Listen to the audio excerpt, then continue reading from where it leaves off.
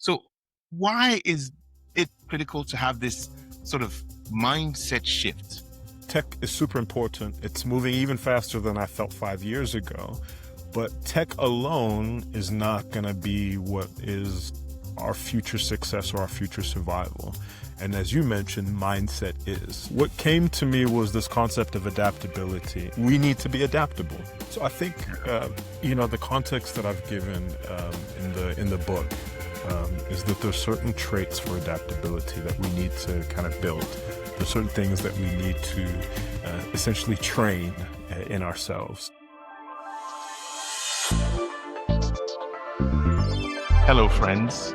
Welcome to another exciting episode of Ready Next. Today, we're diving into what I think is a really compelling topic and theme for our time, the new rules of intelligent leadership. And my guest today is someone who has spent nearly 2 decades helping leaders and companies not just to keep up with change, but actually thrive through it. Mushambi Mutuma is a speaker, an author, and a tech leader with over, a decade and a half years of experience building brands across Africa and in the West. He is a global expert in innovation and digital transformation. He's trusted by the likes of Facebook, Salesforce, Coca-Cola, and PwC. I mean, the list goes on and on. His mission is simple: to help leaders stay competitive and relevant, and actually to get them ready for the future. And except you've been living on the rock, the future is coming at us faster than ever. Mushambi's work lives at the intersection of technology, leadership, and exponential growth. He's known for translating complex trends into very clear, actionable strategies, and he brings a fresh perspective on what it actually takes to lead in an era of rapid disruption. His latest book, The Adaptability Code, makes a very bold claim. The future doesn't belong to the smartest or the biggest. It actually belongs to those who are most adaptable. So in this conversation, we will explore why adaptability is the ultimate leadership edge and how to recode your leadership DNA to be ready to lead with intelligence in these times of rapid change. Mushambi, welcome to Ready Next. Thank you so much, my brother. It's an absolute pleasure to be in conversation with you again. So thank you so much for having me, and a big kudos to the platform and the growth over the years. It's great to be here. Thank you so much, Mushambi, and it's a pleasure to have you. I want to just start with your journey once again. You have actually built and exited several businesses. You've advised different companies, some of them multinationals, and you've authored 2 powerful books. I just want to learn a little bit about how these experiences have now shaped your thinking around leadership and innovation in today's world. No, it's a very good question. And earlier when you said almost 2 decades, I was like, that's where all these gray hairs come from, man. It feels like long, hey? Yeah. Usually you hear 18 years and you don't think about it, but when you said almost 2 decades, I was like, yeah, it's real. But no, man, I think maybe just to give a quick history lesson or context to kind of my story. So originally from Zimbabwe, that's where I was born. My dad is Zimbabwean, my mother's from the Eastern Cape here in South Africa. And when I was quite young, we moved to the U.S. So I'm about 5 years old, moved to the U.S., spent a lot of time growing up in Texas, and spent about 17 years in the U.S. And then post that, kind of shifted back to South Africa, really was passionate about coming back home and being here, and have now been here this month, 18 years. Wow. And this is kind of really my base. And as you mentioned, I built a lot of businesses along the way. For about 10, 11 of those years, we had a digital product studio called Cultivate, where we built a lot of digital products, e-commerce sites, mobile applications, a lot of stuff in financial services, and really loved it. Loved building out that team and that company. And then in kind of late 2019, sold part of the business. And then a couple of weeks before COVID, kind of shifted out of the remaining part of that business. And from there, lots of entrepreneurial ventures after that as well, and advisory. I'm really focusing on my speaking and as you mentioned, right? And then I took a little bit of a detour. Usually people kind of go from corporate into entrepreneurship, but an opportunity presented itself at a big consulting firm, Accenture, to go there as the head of commerce and innovation. And so I detoured to there for about 2.5 years and then stepped out, got some more gray hairs, and have really, for probably the last year and a bit, have really kind of been focusing fully on my personal brand, my speak, finishing this last and most recent book, as you mentioned, and doing a lot of, I'd say, executive and exco advisory work, really just kind of working directly with a lot of senior leaders and their excos on the future of leadership and where things are going.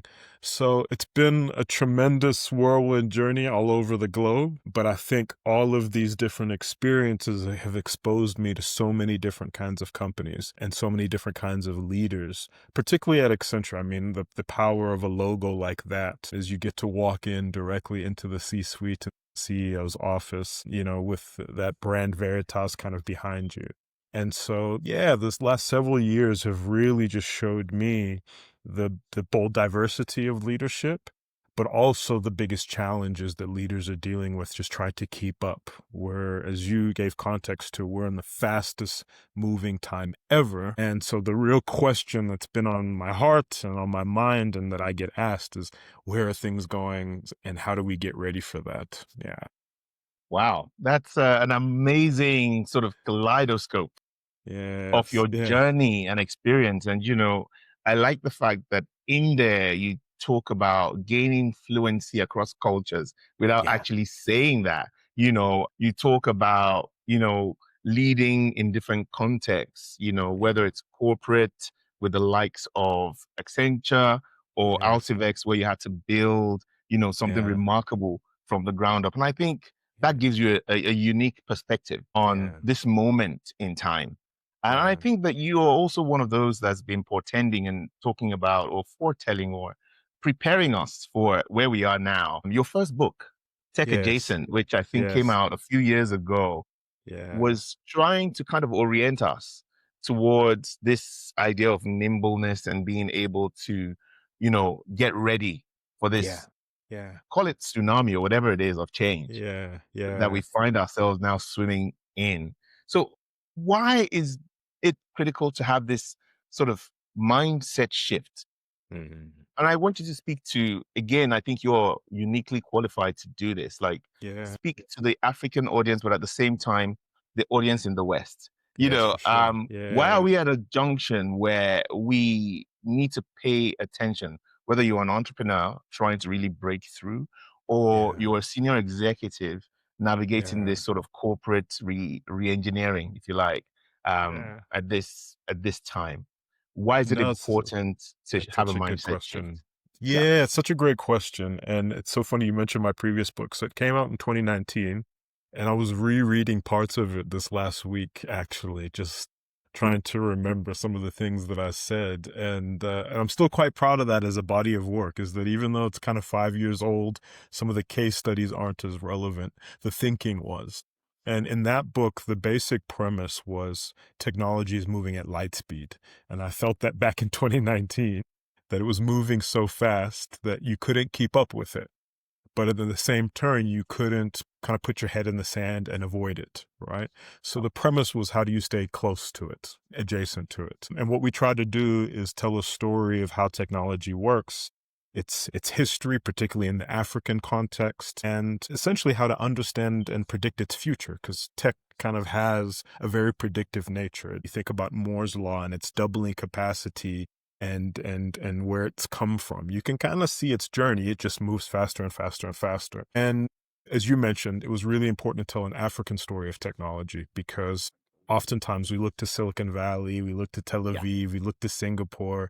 We don't look to ourselves true. as really being agents of change. And so I did a lot of case studies and showcasing of where Africa is and the Wakanda-like nature of tech. Yeah. And in thinking about kind of the evolution since then, I wrote another book that I threw away actually at the end of Oh, last year. wow. And it was another, I think it was Tech Adjacent 2.0 perhaps, right? But I felt that the world didn't need another book about tech. Tech is super important. It's moving even faster than I felt 5 years ago. But tech alone is not going to be what is our future success or our future survival. And as you mentioned, mindset is. Technology, AI, change, disruption is all incredibly intimidating, incredibly scary. And what I found over the years is when you're trying to sell digital transformation, when you're trying to sell change, when you're trying to sell an application, it's all very jarring for people. Like, oh, that's too Yes. much, right? Yes. That's changing too much. Certainly AI, right? It's Oh, just like, yeah. that's aggressive. That's really intimidating. And so what I found is the way to sell and the way to position is what's this thing's value? How does it actually work? What does it add to my life? Where is my life on the whole spectrum? And the technology is actually almost secondary. So in the new book, and why I threw away the other book that felt very academic, what came to me was this concept of adaptability and this Mm, concept of in order to survive, in order to thrive in the future, in the pace of where things are going, when things are moving at light speed, when businesses launch today, but in 3 months are disrupted because ChatGPT launches another feature, yeah. we need to be adaptable. We need to be able Mm, to constantly change and evolve. And if we can embed that into a new DNA, into a new way of thinking, a way of behaving, no matter how disruptive, no matter how much change, no matter how fast it continues to be, we'll always be ready for it. mm. Because we've embedded that constant ability to absorb change, adapt, make some improvements, keep going. So is this thing just constantly being scary and terrifying. And then we can talk about how technology amplifies and equips us and how we can use it in partnership. But if we don't get that adaptability right out of the gates, then we're in a very dangerous spot.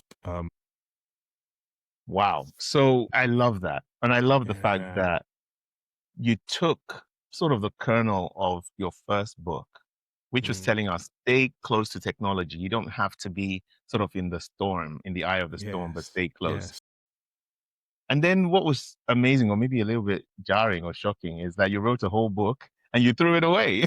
yeah, But I yeah. think My that speaks. publisher was not happy with me.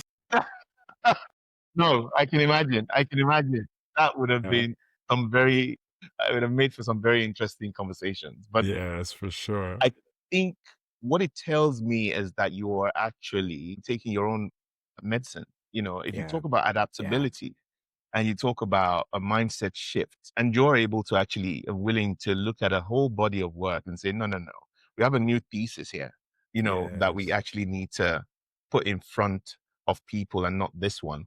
I think that's yeah. remarkable, you know, and I Thank you. think it brings me to that core of the question, the answer that you now give, which is Mm, adaptability, you yeah. know, and you tie it in with, you know, put adaptability first, then you can talk about how do you use technology to amplify your work, to equip Yes. yourself and your teams.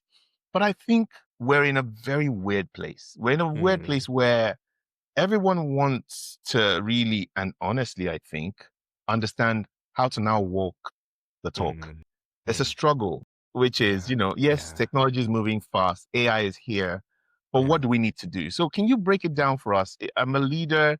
I need to yes, start taking some practical steps. I need to yeah, make myself adaptable and my organization, whether yes, great or, you know, large or small. Where do yeah, I begin? yeah. So I think, Yeah. the context that I've given in the book is that there's certain traits for adaptability that we need to kind of build.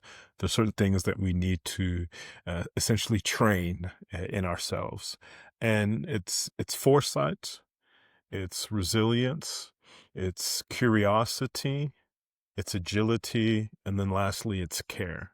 And I think all of those different traits build out this kind of new muscle that we need in order to form adaptability. That foresight is being able to constantly look around the corner and where things are going. Resilience is that ability to kind of take the knocks and the change and the difficulties and just keep pushing on. Agility is us pivoting and making quick decisions and not being hampered down by analysis paralysis. Mm, Curiosity, which I love so much, is just experimenting and trying new things. And then care, instead of maybe something like empathy, is about that guiding spirit of leadership where we take the responsibility for people's well-being and for their growth. And I think mm. if we embed all of those things, those are the tangible, I guess, building blocks of adaptability that we need to build, firstly in ourselves, secondly in our organizations, and with our people. And that's what I've tried to break down in the book and with my keynotes and my content, is making those steps and that experimentation and that process as tangible as possible. So it doesn't stay kind of airy-fairy and ethereal. We actually go through different toolkits and questions to pull out all those different pieces from people. I think that's amazing, Yeah. Mushambi, because what you've done, and I don't often see is Yeah. rather than being simply formulaic, Yeah. you have actually moved beyond that and said, look, I mean, because the ideas that you espouse now sound more like values, really, Yes. that you have Yes. to sort of Yes. embrace. They're not Yeah. some kind of magic formula. They're like Yeah, it's uh, true. they're like a chain of values that if you embrace those values, you start to change and then you Yeah. become sort of the linchpin, um, Yes. That's affect exactly change, it. and make it viral, That's and I exactly love, it. yeah, I love that. I mean, of course, in there's agility, resilience, you talk about curiosity, Yeah. but the two actually that really stand out to me are foresight and care. Yeah. And I think the reason they stand out to me, again, going back to what I said earlier, is that you have demonstrated a lot of foresight. Mm, Pre-pandemic, in a mm. time when I mean, we thought that the world was moving fast in 2019, but little did we know. Imagine, hey? Imagine. Imagine, eh? Look at where we are today. I mean, I remember Yeah. getting into the pandemic and we all knew something had Yeah. shifted. Yeah. Yeah. All of a sudden it was Zoom for all, and Right. everything was Right. happening online. And we have then landed on the other side of it. And this Yeah. Pandora's box, as it were, has been opened of AI and sort of Yeah. frontier technologies sort of moving at the speed of light itself. Yeah. And I wanted to sort of pick your brains on your experience. You worked with the Yeah. likes of Accenture, Facebook, and some other, large corporates. Yeah. What are recurring innovation gaps? Yeah. Or what I may call, because I think the other side of that is we can call it opportunities that, Yes. these companies themselves are grappling with, and Yeah. maybe pointed to region specific disparities as Yeah. well. Maybe what you're seeing happening in Africa versus, say, the For West. sure, Yeah. for Yeah. sure. So I think and maybe I'll write another book about this in the future. And my wife's probably tired of me saying this, but one of the recurring messages I often play out is the bar is low. Wow. The Wow. bar is low. And I think what you learn in some of the biggest organizations in the world is that it's a real struggle to stay as innovative as you were when you first started. Apple Wow. is one of my favorite brands. My dad worked there for a long time when I was growing up.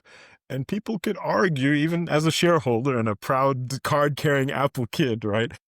Yes. You could argue that Apple probably isn't as innovative as it was 20 years ago, 30 years ago, right? Because it's very difficult to maintain that level Mm, of agility and speed when you're $1 trillion business, right? And so I absolutely. think the main lesson that I often try to tell entrepreneurs of smaller businesses is that you might have these certain perceptions of these big brands, that they're moving so fast, that they've got the most cutting edge, that they're so evolved, they're so digitally transformed. And oftentimes they're actually not. by any means, right? They're actually not as evolved as you think that they are. If you think about banks, if you think about telcos, global ones, right? You'd be very shocked about how many are barely running still on Excel, let alone Wow. really using AI for growth. And Wow. so the opportunity, and certainly there's some leading players and some guys that are doing things in pockets of excellence, most definitely. Yeah. But I think that the opportunity that presents itself is that, an elephant turns very slowly, right? Mm. I know some of the leading banks in the world that are considered the most innovative, where their product roadmap, if they want to launch a new feature today, if they think of a brand new idea today, it's probably going to take 9 months before a consumer can see that feature. Oh my. Right? But on the outside, you'd think that they're the most innovative on the planet. And Yes. so the opportunity that presents itself from the innovation gap is the time gap, is that slowness gap, is that lack of agility that big organizations usually have. And oftentimes when I'm sitting in excos, I'm saying, guys, let's go back to where you first started, whether it was 25 years ago, 100 years ago.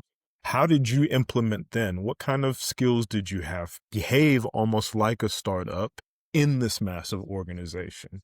And so we try to actually get them to shed all that corporate weight that's made them great, because another concept that we talk about in the book is no matter how successful, no matter how great, no matter how big, how commercially viable, what has got you here isn't what's Mm. going to get you to that next stage, Mm. right? Because the world has shifted so dramatically. And so your old strategies, your old ways of doing things, your incremental approaches to growth, it's not going to help you survive another 5 years, let alone 1 year in the same way. And so, yeah, it's really about kind of going back to a more entrepreneurial way of thinking and behaving, and thinking with speed instead of just kind of massive scale. Wow. It's refreshing actually to hear Yeah. that a lot of opportunity exists for even the smaller players.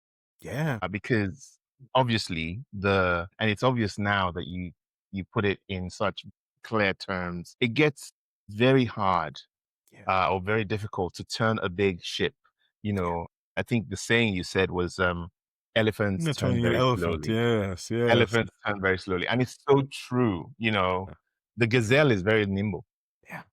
Yeah. you know, It is. and you have to sort of capture a little bit of that spirit back Yeah. to Yeah. try to make and force and sort of infect your team with that energy and for change. I'd say And 100% it. that's amazing. I think that already spells out a lot of opportunity for ambitious, strong, nimble, maybe small players, Yes, for even, sure. players of every size who are ambitious. That I think is Yeah.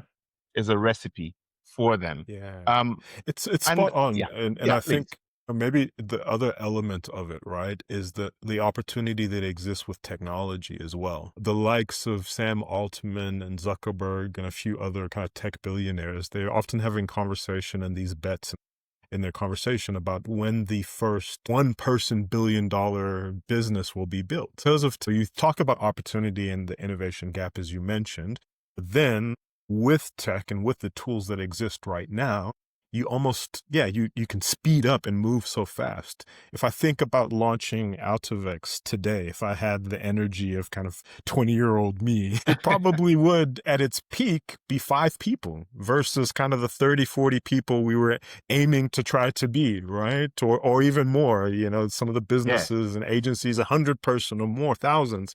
And it's like now you probably only need 3, 4, 5 really amazing people. And then you power yourself with a couple of agentic AIs as well, and the tools that exist. You do some vibe coding. You don't even need some devs anymore. And and you can achieve the same results, or if not even more, in a fraction of a fraction of a fraction of the time. And I think Wow. that's also the immense opportunity for young people, for entrepreneurs, is that you can actually build faster and cheaper than ever before and directly compete with the biggest guys, Wow. And I think that's an amazing opportunity as well. So I Yes. think we're literally in the best time to be in business. You can talk Wow. about economics, you can talk about global disruptions that are happening and economic shifts, but still, just with the tools and the accessibility that exists on a global stage, it is absolutely the best time to be in business and to be building new things. So that Wow. opportunity alone, it literally in human history, is a massive one that we need to take hold of. Amazing. The most unique period in human history, the best Yeah, time to be yeah. building anything in any capacity. And what you say is so exciting because Mhm. now I would like you to maybe talk to the young African entrepreneur, Yeah, yeah, the sort of aspiring techpreneur who's really yes, trying to break out of their own box or get out of their own way. I think it's yeah, very exciting to yeah, me. You speak a lot about Africa not needing to play catch up always, no, that there yeah, are yeah, times when you actually can leapfrog.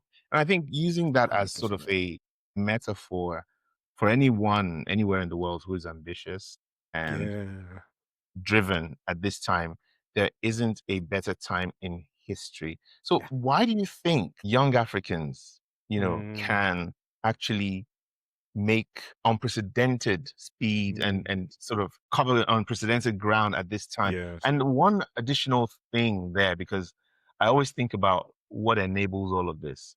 yeah, What should we be saying to policymakers and governments, you know, yes, in our dear continent of yeah, Africa? I think there's a point to be made there. I'm guessing as 100%. well. No, no, no, you're spot on. So I think, yeah, firstly, to the more encouraging is to the young people, right? Is I think the tool that you have in your hand right now, the tool that you're watching this video and content on is the most powerful it's ever been. All right. But also, it's also the worst version it's ever going to be. That's the other True. thing, right? Is that it's Wow. only going to get better. It's only going to improve. It's only going to be faster. Like if you think Yeah. about the first smartphones that you and I had, right? Or the first camera phones that we had, we thought that those were amazing. We thought that Oh, the, it's the not shots so. that we could take were amazing. Looking back, you're like, I don't All the know, pixels this right? big and everything. Oh Yeah, my goodness.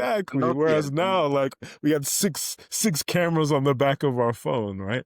So the opportunity is like this is the best piece of technology ever, and it's also the worst it's ever going to be. So that means that you literally have exponential power right in your hands, right on your desk. So the question is, what are you going to do with that? Instead of waiting for funding, instead of waiting for someone else to kind of help you with your idea, start experimenting right now. You can literally build platforms through vibe coding kind of for free. You want to say, I want to develop a new tool for, I don't know, for public health monitoring or helping people get their medicine. You can put a quick prompt in 2 minutes into so many platforms and these dev platforms, and it can start building a prototype for you to start testing and playing with, literally for free. I mean, I built one for Keynote that I was in last week, and we literally did it while I was on stage to build out something for some real estate agents.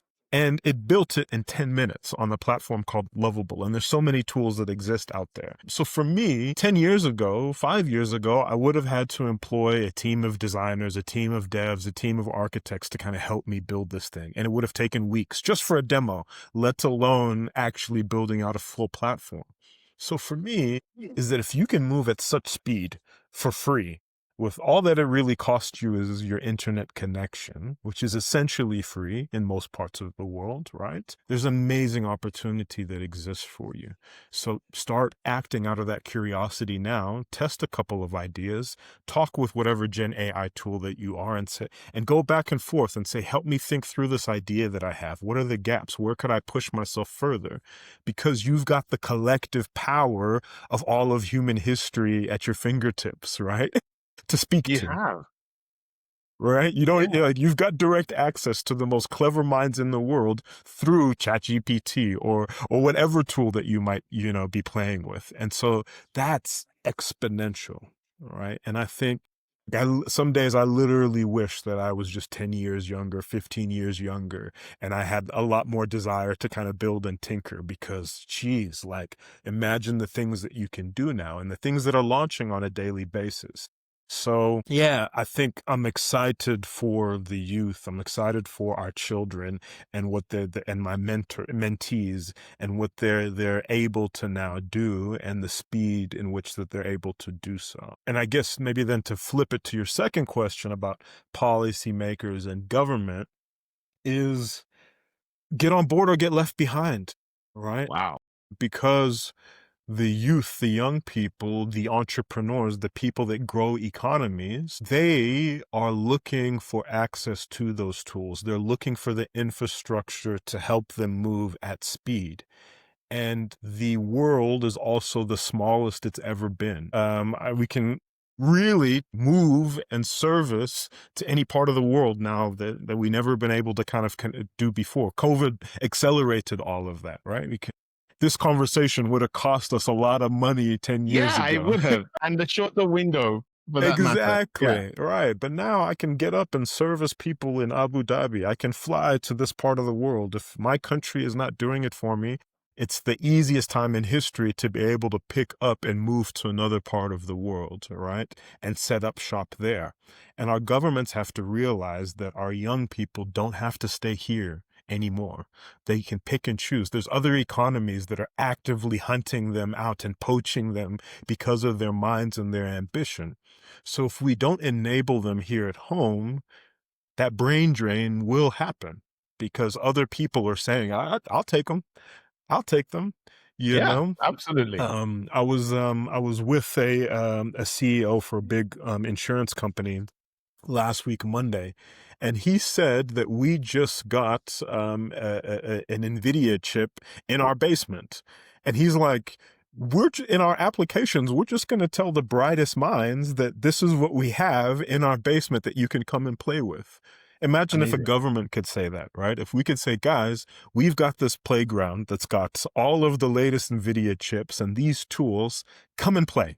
Do whatever you want, build whatever you want, but just come here and we've got that for you for free. Just tap in, log in, and use it.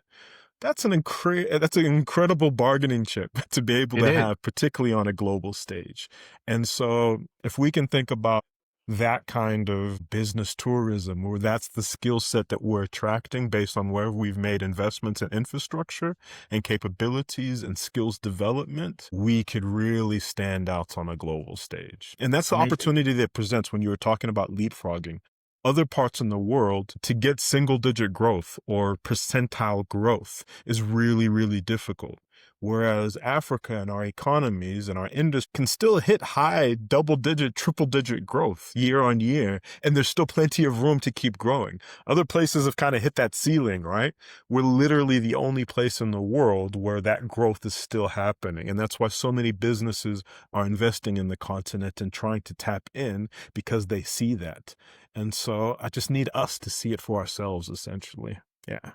Absolutely. I think, wow, in there is a lot of insight and wisdom for the audiences listening.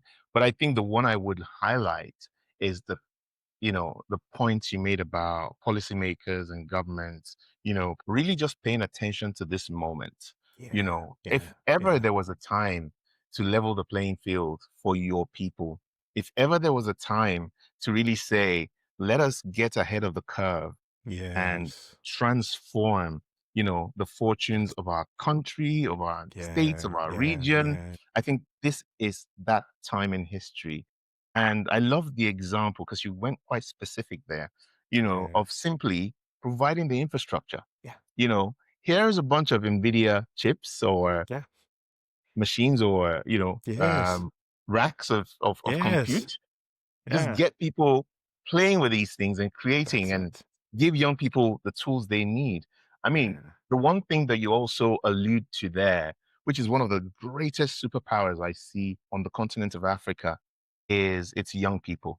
The Yes. fact that Yes. we are Yes. the largest sort of preponderant continent with young people, That's it. with the hugest amount of young people, and Yeah. it's time Yeah. to By actually far. Yeah. by far. It's time to give them tools to really Yeah. actually unleash their talent and their potential. It is Um, because you know what I often say to Sin is that the African child is not only the employee of the future, but it's the consumer of the future for the world, right?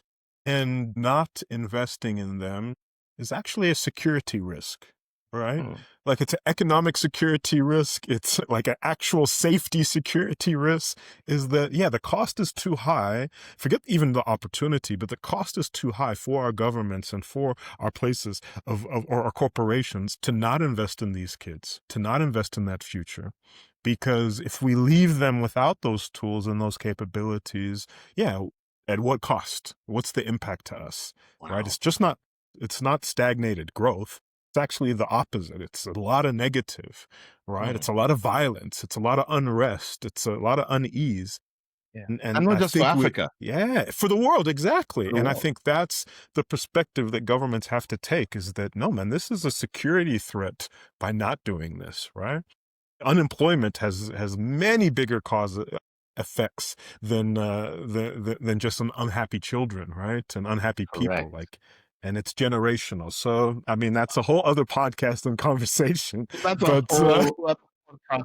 And I will just linger a little bit on that topic because I thought if it was yesterday or a few days yeah, ago, I saw something that a good friend of ours, Professor Alistair Mokoena, I know yes, you yes, yes, know him very yes, well. yeah, it's doing amazing. He sparked an initiative to just put a pool of funds together to help young people who actually took the step to go to higher ed and were now Yeah, struggling to complete their yes, education, just a little bit of resource to get them yeah, through that period. Now, I think that if individuals can do that, how much more governments, how that's much it. more nation states, just take that hint and run with it. I think there's something there, but Yeah, no, there like really you said, that's is. a You're whole spot nother on. podcast. Yeah, yeah. No, we're gonna need a whole platform, a workshop. Exactly, and a whole sort Yeah, of we get a few committee. minds in the room, but Yes. it's an essential one. And I'm so glad that you pulled it out of us in this conversation because there's a platform that needs to be built on that to really talk about that impact and what we're missing out on if we don't take hold of it. And the countries that have doubled down on that investment, that is working very successfully for them. There's pockets of Amazing. excellence of that in Singapore. There's pockets of excellence in that in Rwanda. And Yeah. and you can immediately see the results, right? It Yeah. it do- Oh yeah. it Oh yeah. immediately comes through. So, yeah, man, I think we have to, we have to, we have to. Yes. Yeah. Yeah. This is in Yeah. fact it's a side. We'll take that beyond the podcast, but Definitely. Now we will. I think it's hit on something really vital there. And Yeah. that just tells me that there Yeah. is also a lot for the corporate world to Yes. unlearn and relearn. Yeah. That's it. And what That's I'm it. seeing That's it. That's it. is, and you mentioned earlier, the likes of OpenAI Yeah. and Nvidia, or we could talk about the giants, Microsoft and Yes. Google. There is a whole new re-engineering Mm. taking place in Yeah. those large organizations. But there's a Yes. whole host of new entrants as well that we've Mm. never seen before. I mean, Yeah. Sam Altman's Yeah. OpenAI is paving Yes. the way, but we're also seeing, new entrants coming through from Asia, Yeah. the likes of Yeah. DeepSeek or Exactly. the guys that produced Quen, and there's Yes, a that's lot true. of Yeah, them. yeah, yeah. Yeah, Yeah. but I'm just wondering, for the vast majority of Yeah. large corporations, what is the lesson here to take from these leading edge organizations that are actually at the very, Mm. very cold face of Yeah. transformation at this time? Are there lessons There for certainly corporate? are. And I think that a lot of corporates behave in two elements. They behave in a very averse nature, right? Change is a human condition. Change is incredibly intimidating, and we don't want to do it, right? I told somebody yesterday that, if I told you to drive a different route to your office, even if it saved you 10 minutes, you would say, absolutely not. This is my path. This is where I go. It That's probably takes the interesting, kids to but school with a true. different way, and you Yeah. don't want to. Something as simple as that. No matter that there's immediate value and time saved, you like the convenience of knowing where you're going every day. Mm. Imagine that at a corporate level. We do the same thing. We operate the same way. even when we know that there's value to be attributed elsewhere because we're Wow. comfortable where we are. So I could come into your corporate and say, you could make 30% more tomorrow by doing this and this. And actually, you probably know that better than I do. But But yeah, to you have the do it data. is, you have the data, you have the knowledge, but you're like, what we've always done. Yeah. Because the fear associated with taking a little bit of risk is terrifying. The second thing is that we get trapped in analysis paralysis. We sit in All those right. sessions, we sit in those workshops, we sit in those mancos, those excos, those offsites, and we talk about the issues that we all know. That we come back to our desk and don't do anything about it because we need Oh another my. meeting. We need another session. We need another, hey, well, let's hire a consultant to come in and tell us. Let's hire Mushambi to, Oh my and I'm goodness. appreciative. I No, thank you. no. I think there's a place to hiring For people to sure. come sort of inspire and engage That's and it. drive us to action.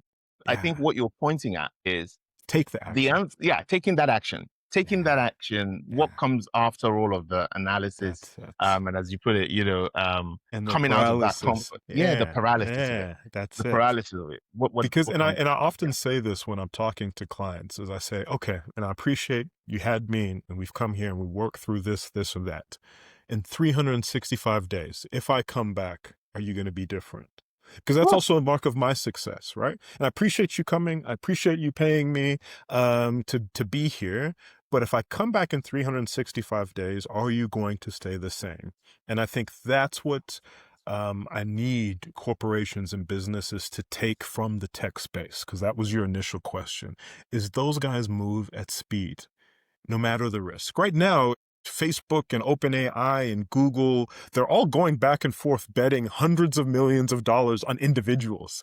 There's a lot of risk in there, but they're seeing the opportunity in the long tail of having the best and most amazing talent, right? Who knew that software developers would be traded like, like transfer league soccer players? Yeah, like trading cards, right?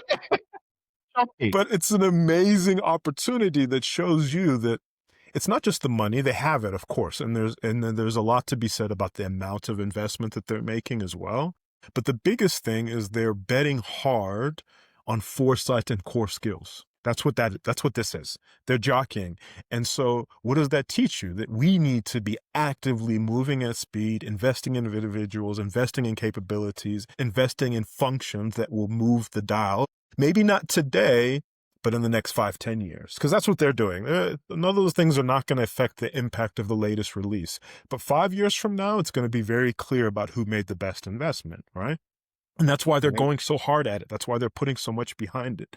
And then again, from the analysis paralysis, is about making decisions swiftly and quickly. And then again, all of this goes back to what we started with about adaptability and those core traits, right? Is Right. that the organizations that double down on those 5 things of foresight, curiosity, resilience, care, the ones Yeah. that do that, they're going to have an exponential growth trajectory compared to those who don't. And so the question is, do you want to get left behind, or do you want to perform 5, 7, 10 times better than the next guy? And Amazing. if you do, these are the things that you have to do. They're non-negotiables just for your survival, let alone staying where you are today. I think it's such a cautionary tale. Yeah. I think it's a cautionary tale because that part of it, we've seen that movie before. We've Yeah. So seen, many times. yeah, we've seen that so many times. We've seen big organizations that were at the top of their game, and that little tsunami in the distance, that everybody was warning about, Yeah. they disregarded to their That's it. own detriment. And we Yeah. can And they mention knew names about here. it. They always They knew knew. about it. They In saw fact, it. They had the cash yeah, to do something about yeah, it. They had the cash to acquire. They had the teams to be able to do something even better with it. But they ignored it because it was either too scary or they thought that it was a fad. And it always yeah. overtakes them. Always, always, Absolutely. always. Yeah. Absolutely. I Yeah. think one example I'm at liberty to mention is the Yes. blockbuster versus Netflix narrative. 100%. And Yeah. that moment is now times Yeah. maybe a number of multiples. Yeah. And I think Yeah. that you say it very clearly that Yeah. adapt or be left behind. That's it. I think That's that is it. the thesis. And listen, right? Because if you take that Blockbuster and Netflix example, right? Firstly, there's just the evolution of business and so forth, but it's also the evolution of human needs, right? Right now, when you log in to any streaming platform, you expect with great accuracy for them to predict exactly what your next 10 shows, movies, content pillars are, right? And you Absolutely. expect that when your wife logs in, that her algorithm is completely catered for her, For her, right? very different to You yours. you expect when you open your streaming platform for music that it tells you the perfect song that you want to listen to on Thursdays at midday because Correct. it knows that that's Absolutely. different than Tuesdays at 8 p.m. You Correct. want that. And so what does that tell us from across the board, from content, from banking, from insurance, from whatever? That hyper convenience, hyper personalization, all of those things are just getting more and more and more. When I log into Amazon, I want within minutes you to be able to tell me the best products based on my behavior, and I want you to get them to me in an hour. That Yes. impacts everybody. That's not just for Everyone. Amazon. That's not just for No. Netflix. That's for a small business owner. My consumer expectation is the exact same that I have for this big platform. And so, like, the lines are not blurred anymore. The No. expectations for everyone are the exact same. So again, it's like, what are you going to do about it?